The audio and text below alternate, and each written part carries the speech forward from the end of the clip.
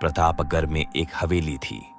गांव में सबको पता था कि वहां भूतों का डेरा है, इसलिए वहां आसपास भी कोई नहीं जाता था। भेड़ बकरियां चराने वाले भी उसके पास नहीं भटकते थे। जानवर भी दुबक के भाग आते थे। इस हवेली में एक बहुत ही जालिम शिकारी रहता था। वो जानवरों का शिकार करते करते कभी कभी इंसानों को भी मार देता और जानवरों ने शिकार किया ऐसी खबर फैला देता। लोगों को जब ये बात पता चली तो सारे गांव वालों ने मिलकर उसको मौत के घाट उतार दिया। लेकिन बात यहाँ खत्म नहीं हुई।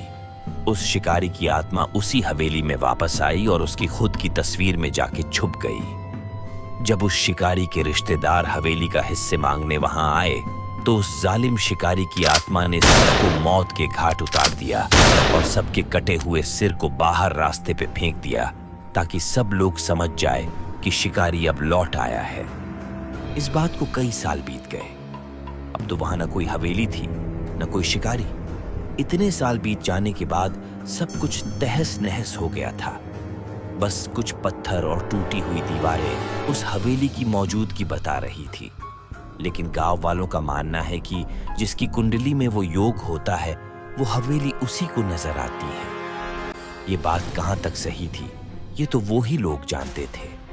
हवेली अब तक न तो किसी को दिखी थी न वो डरावने शिकारी का खूनी भूत।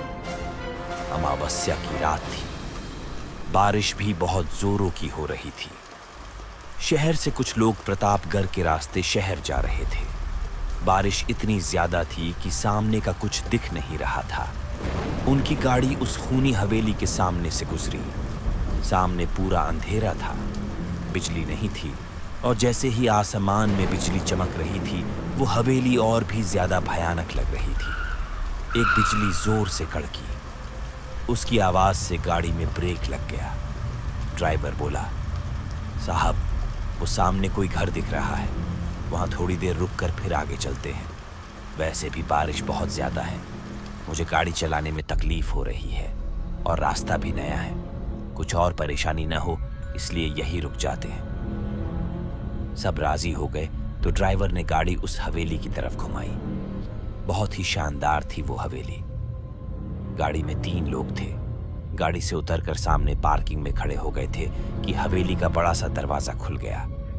अंदर धीमी सी रोशनी थी और ऊपर सीढ़ियों से एक बूढ़ा सा आदमी हाथ में लालटेन लिए उतर रहा था। उसके आते ही सागर ने पूछा, भैया क्या यहाँ हम थोड़ी देर रुक सकते हैं? बारिश बहुत है और हम यहाँ नए हैं। उसने बिना कुछ बोले सिर्फ अपनी गर्दन हिलाकर हामी भरी।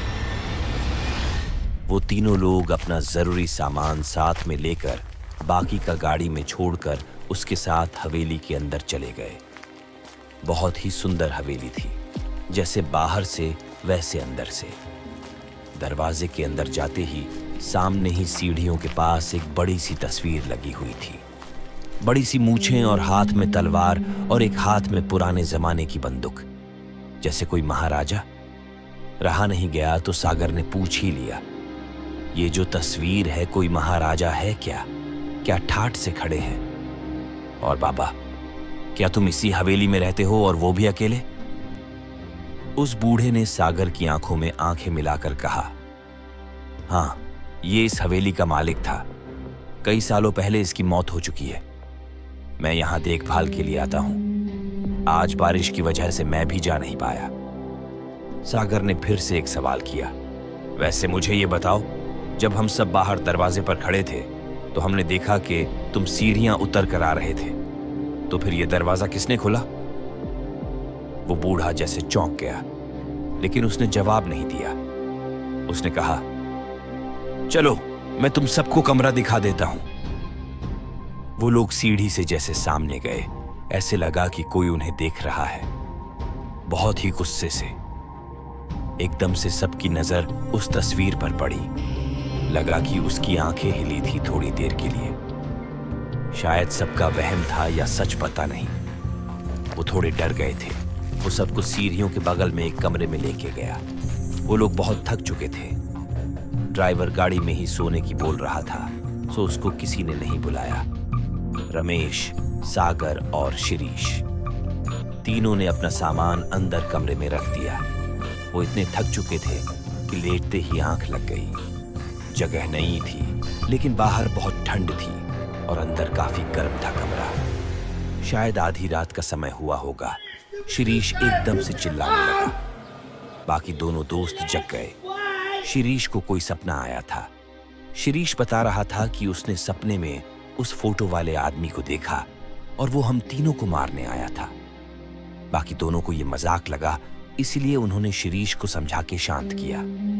लेकिन फिर बाद में बिल्कुल वही सपना रमेश को भी आया और सागर को भी। उसके बाद सब डर गए। इतना तो समझ आ गया था कि एक ही सपना सबको नहीं आ सकता, कुछ तो गड़बड़ है।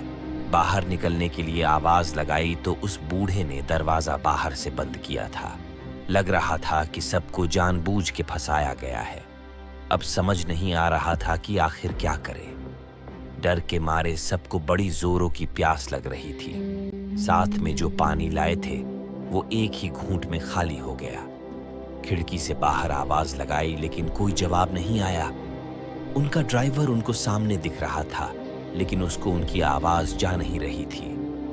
फिर शिरीष ने अपना मोबाइल उठाकर फोन करना चाहा तो नेटवर्क ही नहीं था। सब कुछ बहुत अजीब सा हो रहा था। अब उनके साथ आगे क्या होने वाला था ये कोई नहीं जानता था, लेकिन वो किसी बुरी जगह फंस चुके थे ये समझ आ गया था। ये खूनी हवेली इन तीनों के साथ क्या खूनी खेल खेलने वाली है, ये जानने के लिए अभी चैनल को सब्सक्राइब कीजिए और देखिए इस कहानी का अगला भाग नीचे क्लिक करके।